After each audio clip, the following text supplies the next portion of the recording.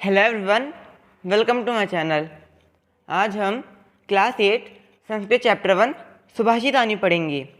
सुभाषितानी मतलब मीठे वचन।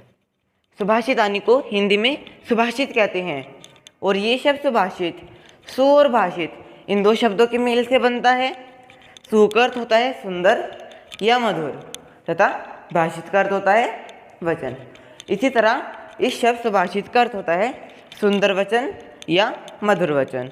हमारे इस पाठ में सूक्ति मंजरी, नीति शतक, मनुस्मृति, शिशुपाल वध और पंचतंत्र से रोचक और विचारप्रद श्लोकों को लिया गया है। इस पाठ में टोटल 7 श्लोक है। हम उन सभी को एक एक करके पढ़ेंगे। नंबर 1, गुणा गुणगेषु गुणा भवन्ति ते निर्गुणं प्राप्त भवन्ति दोषा सुस्वादु तोयः प्रभवन्ति नद्या समुद्रमासाग भवन्त पेया। इस श्लोक का क्या अर्थ है? गुणा मतलब कि गुण, गुणगेषु गुणी व्यक्तियों में, गुणा गुण, भवन्ति रहते हैं, गुण गुणी व्यक्तियों में गुण रहते हैं। ते निर्गुणम प्राप्त भवन्ति दोषा, ते का अर्थात वही या वे, वही निर्गुणम प्राप्त भवन्ति दोषा, वही निर्गुण को प्राप्त होकर दोष बन जाते हैं। तो इन 2 लाइन का अर्थ हुआ कि गुण गुणी व्यक्तियों में गुण रहते हैं और वही निर्गुण व्यक्तियों को प्राप्त करके दोष बन जाते हैं। जैसे सुस्वादु तोयः प्रभवन्ति नद्या समुद्रमासाग भवन्त पेया। सुस्वादु तोयः मतलब मीठा जल या स्वादिष्ट जल, प्रभवन्ति बहता है, नद्या का मतलब नदी। इस लाइन का अर्थ हुआ नदी में बहने वाला मीठा जल या स्वादिष्ट जल। समुद्रमासाग भवन्त पेया, समुद्रमासाग समुद्र में मिलने के पश्चात, भवन्त पेया पीने योग्य नहीं रहता। तो इस श्लोक का अर्थ हुआ कि गुण गुणी व्यक्तियों में गुण रहते हैं और वही गुण निर्गुण व्यक्तियों को प्राप्त करके दोष बन जाते हैं। जैसे नदियों में बहने वाला मीठा जल सागर में मिलने के बाद पीने योग्य नहीं रहता। नंबर 2, साहित्य संगीत कला विहीन साक्षात पशु पुच्छ विषाणहीन तृणम न खादपि जीवमानः तद्भागदेयं परम पशूनाम। इस श्लोक का क्या अर्थ है? साहित्य संगीत कला विहीन, साहित्य संगीत और कला से विहीन व्यक्ति, साक्षात पशु पुच्छ विषाणहीन, साक्षात पशु एक पशु के समान है, पुच्छ मतलब कि पूंछ, विषाण मतलब कि सींग, हीन का मतलब बिना। तो इन 2 लाइन का अर्थ हुआ कि साहित्य संगीत और कला से विहीन व्यक्ति पूंछ और सींग के बिना साक्षात एक पशु है।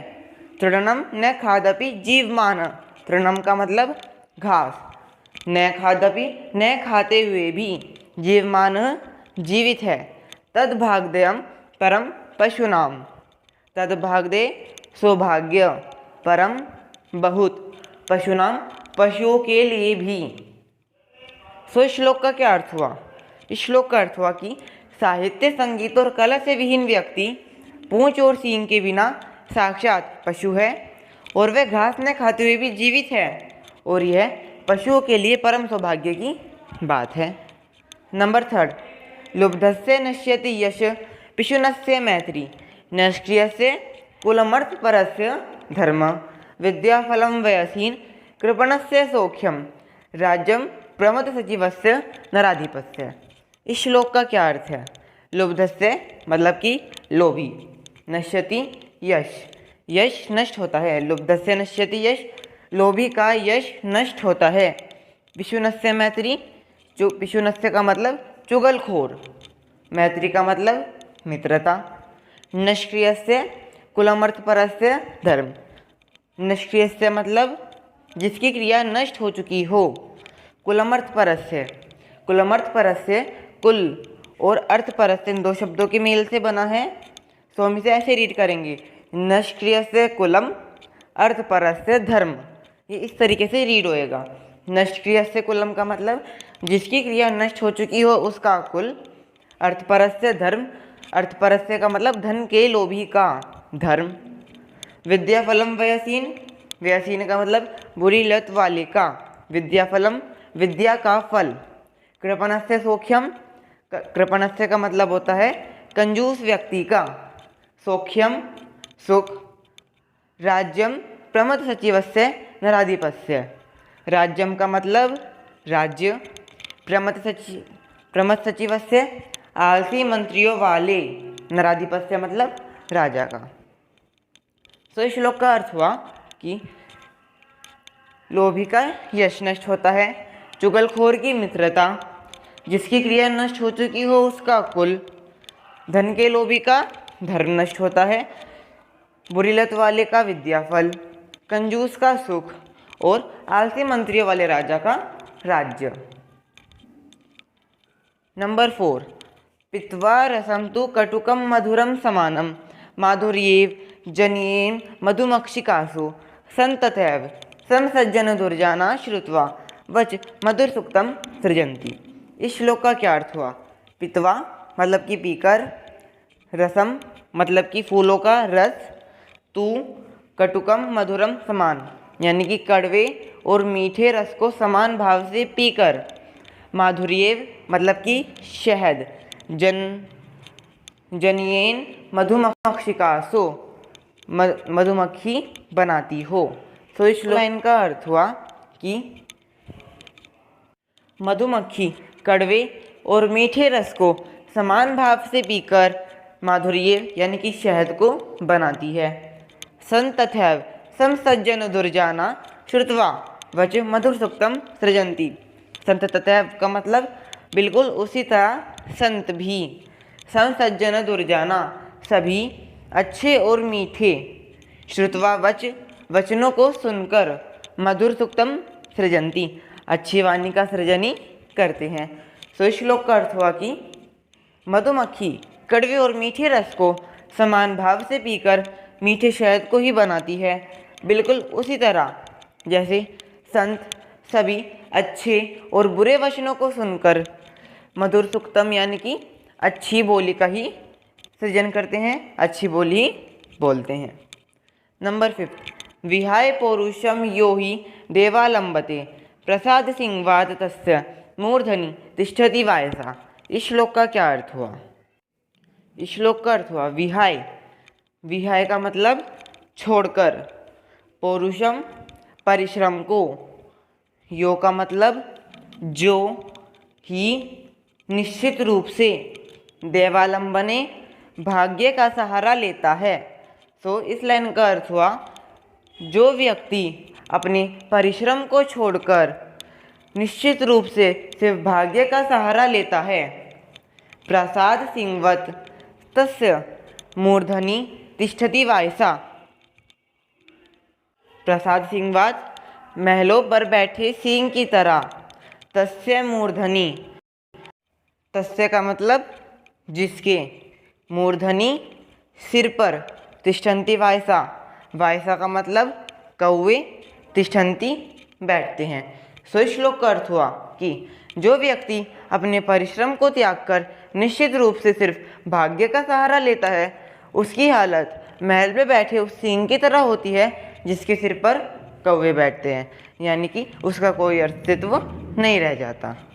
नंबर 6, पुष्प पत्र फल छाया मूल वलकल दारुभी धन्य महिरोड़ा ये शाम विमुखम यान्ति नार्थिन।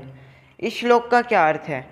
पुष्प पत्र फल छाया यानी कि पुष्प फूल, पत्र यानी कि पत्ते, फल छाया फल और छाया, मूल यानी कि पेड़ों की जड़, वलकल यानी कि पेड़ों की छाल, दाड़ुबी यानी कि लकड़ियाँ, धन्या महिरुड़ा, महिरुड़ा मतलब वृक्ष, धन्य धन्य हो, ये शाम विमुखम यान्ति नार्थिन।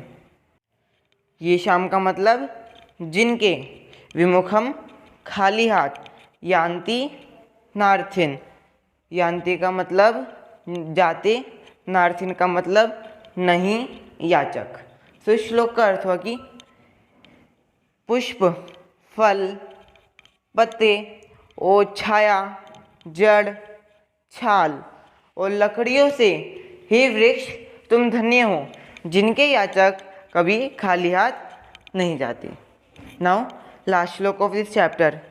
चिंतनीया हि विपदाम आदावेव प्रतिक्रिया न खूब खननम युक्तम प्रतिदपि वहिन्याग्रहे। चिंतनीया हि विपदाम, चिंतनीया चिंतन करना चाहिए, ही विपदाम, ही का मतलब निश्चित रूप से, विपदाम विपत्ति का, आदावेव पहले ही, प्रतिक्रिया हल ढूंढना चाहिए, न कूप खननम युक्तम प्रतिदपे वहिन्या ग्रहे। वहिन्या का मतलब अग्नि, प्रतिदपे जलाने के बाद, ग्रहे घर, न कूप खननम युक्त कुआं खोदना, न युक्तम उचित नहीं है। सो श्लोक का अर्थ हुआ कि हमें विपत्ति के पहले ही उसकी चिंता करनी चाहिए, उसका हल ढूंढना चाहिए, क्योंकि एक बार अगर अग्नि ने घर को जला दिया तो उसके बाद कुआं खोदने का कुछ फ़ायदा नहीं होता है। सो आई होप आपको सारे श्लोक अच्छे से क्लियर हो गए होंगे। अगर आपको कोई भी क्वेरी हो तो आप मुझसे कमेंट बॉक्स में पूछ सकते हैं। अगर आपको मेरा वीडियो अच्छा लगा हो so please subscribe to my channel. Thank you.